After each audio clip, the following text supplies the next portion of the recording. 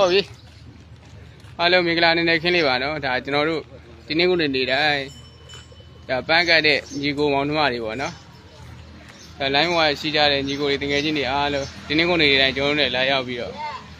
ပန်းကတ်ချင်းဖျားရည်သက်ပဲချင်းဒီပြည့်စည်လဲချင်းကုသိုလ်တွေပြုနိုင်ပါတယ်အများနဲ့ကျွန်တော်တို့ဖိတ်ခေါ်ပါတယ်နော်အခုလိုကျွန်တော်တို့ခုလိုလုံးနေကုသိုလ်ကောင်းမှုလေးတွေကိုကြည့်ပြီးတော့မုဒိတာစိတ်ပွားပြီးတော့ကုသိုလ်တဝက်တွေရယူလိုက်ပါနော်အားလုံးညီကိုမောင်နှမတွေမင်္ဂလာပါနော်ကျွန်တော်ဘတ်စင်တိုင်းမြဲရတော့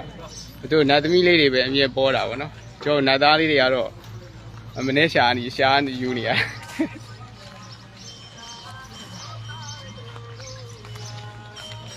မကြည့်အောင်ကျွန်တော်ပန်းကားတဲ့အဖွဲကိုကြည့်နော်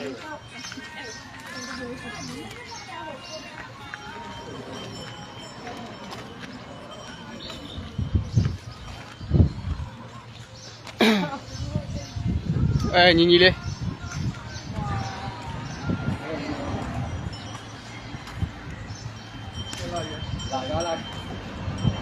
在ကားလာတော့ကားဆောင်ပြီလေ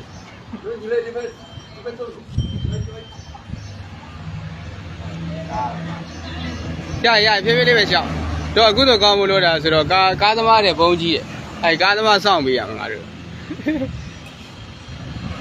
ကုသိုလ်အားလေးတွေကကောင်းတော့မျက်နှာလေးတွေမှာပေါ်လွင်ပါရဲ့နော်ပြုံးနေတာပီတီပြုံးလေးတွေ